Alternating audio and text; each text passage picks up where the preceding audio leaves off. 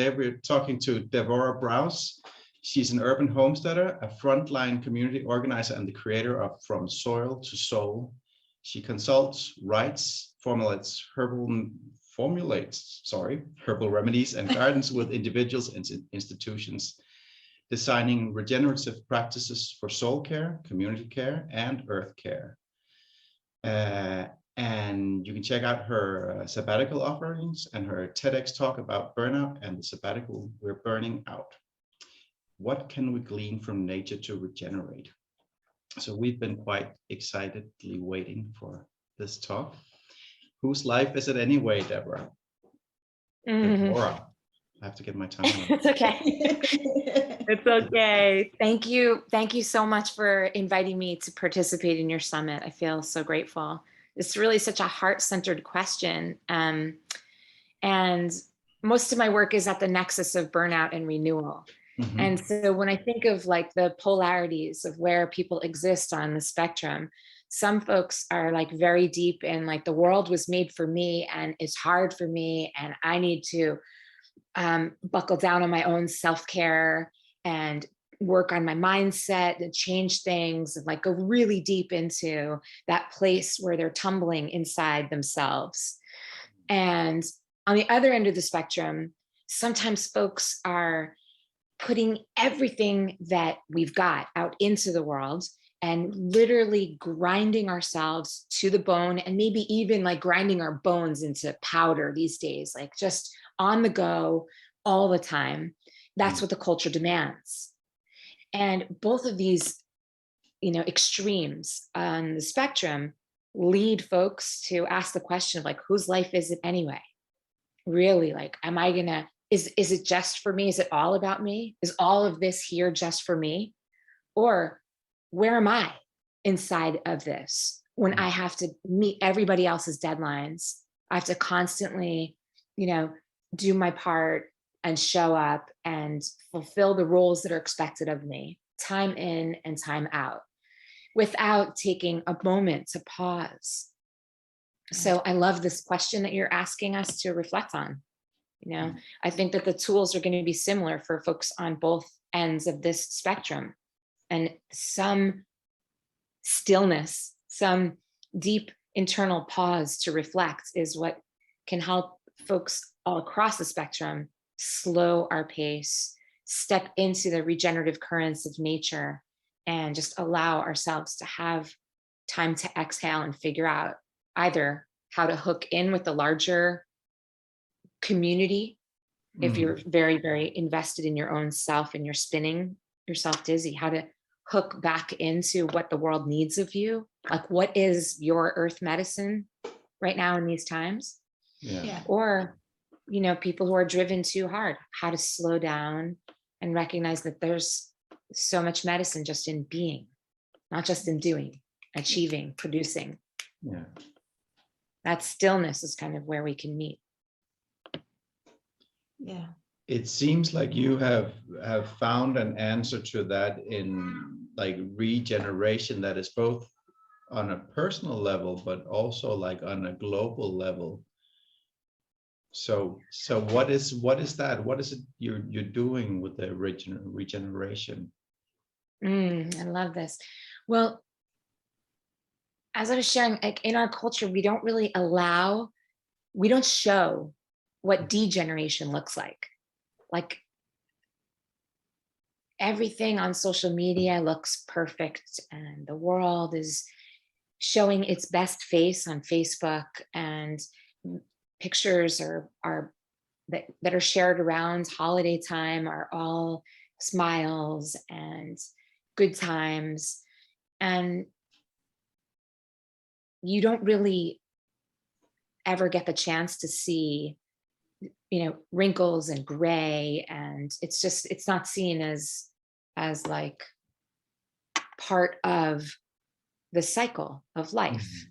So I love inviting folks to explore different aspects of degeneration that you can see in nature, and reminding ourselves that that's in our nature as well, right? We don't all the time have to be perfect and perky and nothing in nature ever is. And so this sense of really noting that right now the leaves all around us are changing, they're dropping after they turn yellow, and after you can see visible signs of change, decay, they've lost their chlorophyll, they're dropping, and they're feeding the tree's roots with carbon. There's like a cyclic process that benefits the organism.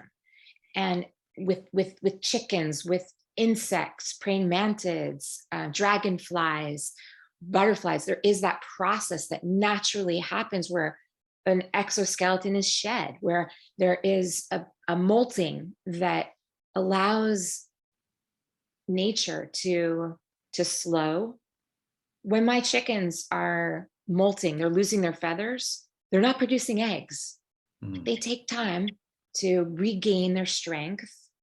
They look really, really funny when they've lost, 3/4 of their feathers, and it's probably uncomfortable to be a little cold and bare, but they're taking time for themselves to find that energy within and to pause. So in some cultures, you can do that during winter because you're not out there farming.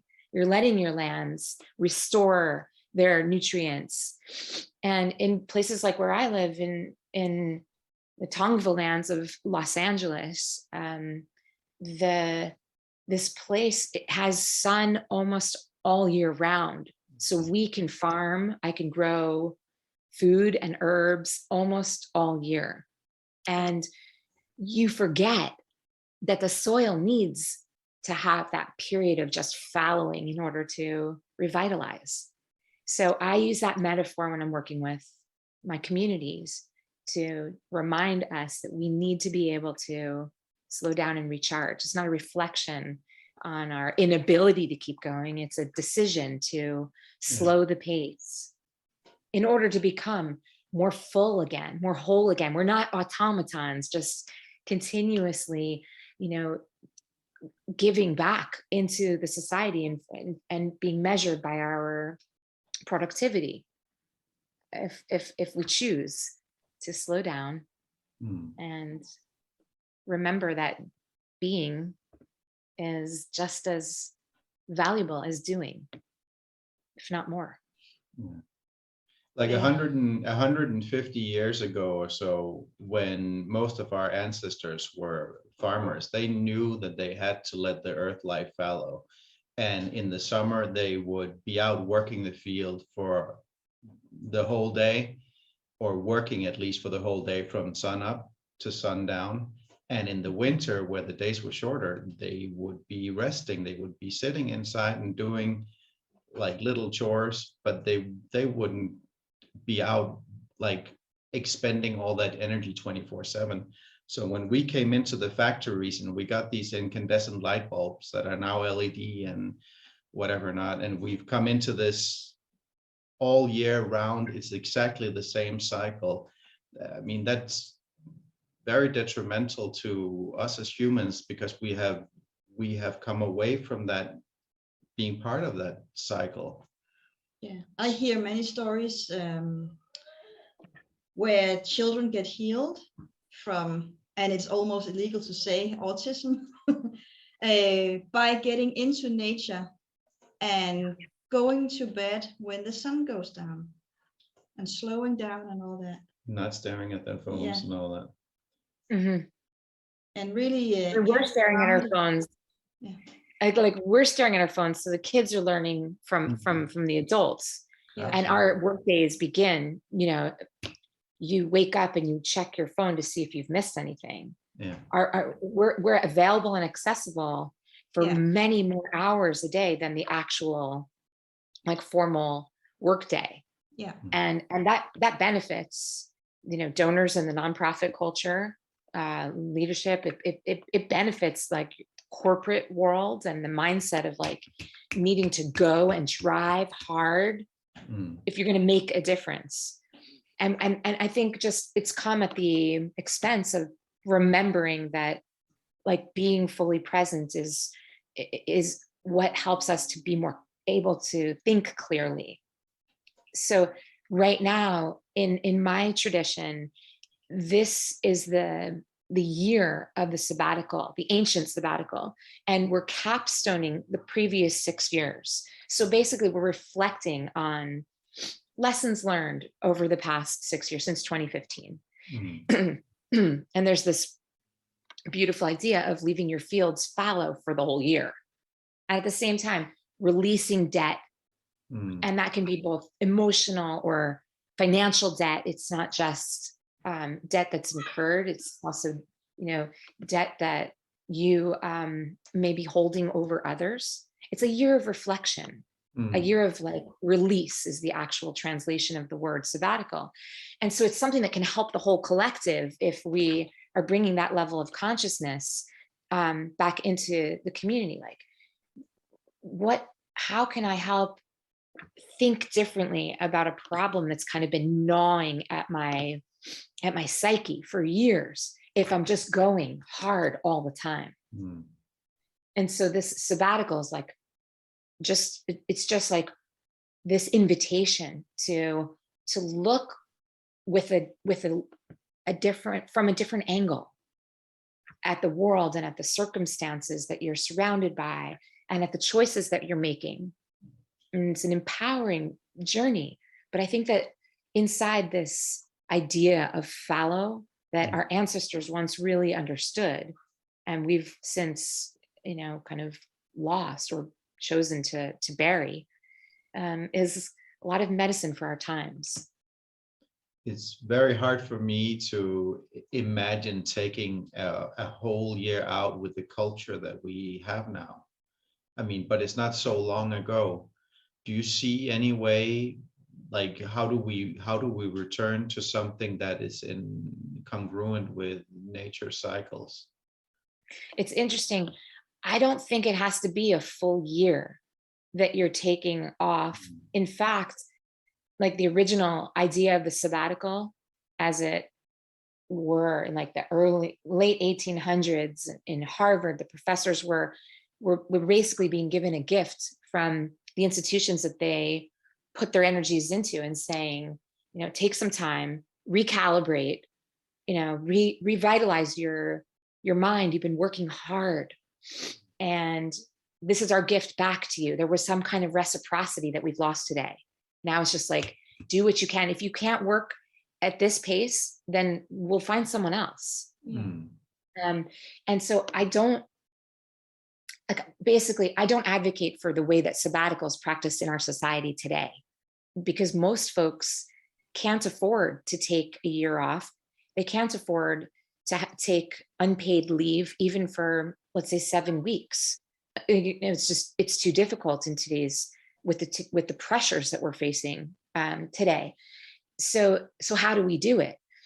And I would say it's not something that should be just done for the individual that has given back for 7+ years to a given institution, someone who can actually like afford to take time off. It should be an idea that's practiced by the collective, where we support each other and find ways in which we step into a process of visioning rather than drive as normal. So there are tens of thousands of people in the Jewish community in the United States and in Israel, Palestine, and different places around Europe as well, where folks are actively digging in and trying to reveal new patterns of thinking, like stepping into new cycles that include reflection as part of their generation. So it's like generative, not all the time generative, but generative, and then pause. I would call it degenerative, release, and then keep going. It's like creating a new cycle. And so to your point, for me, a sabbatical and kind of what I'm guiding folks through is drop in for an hour and a half once a week. Drop into this idea that you can do some reflections without feeling the guilt, trusting that everything will still be in place when you're finished, but closing off like an hour and a half in your schedule once a week, where you're able to just not answer your phone calls or listen to a podcast and catch up on, your research, but you're able to just pause and sit still under a tree and just allow yourself to be. It's kind of like we don't value that in the culture. And so we have to teach ourselves how to block off that time in the calendar and not allow anything else to creep in. Because I'm finding more often than not that my clients and my friends, my students are all saying like that is one of the hardest things to do, is to keep that window that we've created for ourselves empty. So sabbatical is a challenge, and it's an exciting invitation to work with time differently. Because if you can learn how to do that once again, or sort of unlearn that our value only comes from our productivity, if we can relearn how to release that idea and say an hour and a half where I'm not taking in any other inputs, any other ideas, I'm just breathing with myself, not meeting anybody else's needs right now, just my own, just catching up. And for some folks, that's their nature to begin with. And the self-help world, takes it really, really, we see spirals. People can't really get right out of that once you go so deep into thinking only about your own needs. And so I would say that hour and a half for folks that find it more easy to get lost in their own, like my husband calls it the mind forged manacles, like the trappings of our minds, that instead could become an hour and a half of thinking, how can I tap into community? How can I feed my skills back into the places where my gifts, my tools, my interests are needed most in these times? It's just a process of thinking differently for 1 hour and a half a week. But again, that's difficult in a society where you're valued, as you said, on your productivity, and then you have to put value on yourself. Yeah, and that's why we call handicapped people who cannot be productive all the time, we call them invalid. They are not seen as valid anymore. I mean, it's value. very intense. Yeah. But these are really revolutionary times. Everything seems to be changing really quickly for us to help shift consciousness in these ways and figure out like what medicine's coming through me. How can I, be the change that I want to see in the world? How can I be part of like fueling those movements that I believe in? Asking ourselves the hard questions rather than just doing as we've always done. Yeah. So apart from taking that 1.5 hour a week, what else is your recommendation for people to do their own restoration? Yeah, I'm teaching a 7-month course, and it's not let's go to Bali and sit on a beach for 7 months, because I think it's for the privileged, kind of like for the pedigree, for the few. And we're looking for ways to make this for the many. We're looking for ways of kind of asking the hard questions of the institutions where we invest our time and our creative energy, so that the institutions are the ones who feel compelled to create the spaces for folks to regenerate. I really love inviting people to think about how the natural world works. And I shared a couple of examples earlier, but I'm always astounded, like if you have potatoes that you didn't get to and they've sat on your shelf or in your cupboard for a while, they've been outside of the earth. They've been away from the nutrients that have been feeding that potato for, some time throughout its growth cycle. They've been sitting on a shelf in a room, in a cellar, or on a counter. And sometimes you'll see like those sprouts, the eye of a potato. And I love thinking about this, that just like what makes it keep growing? How is it still alive?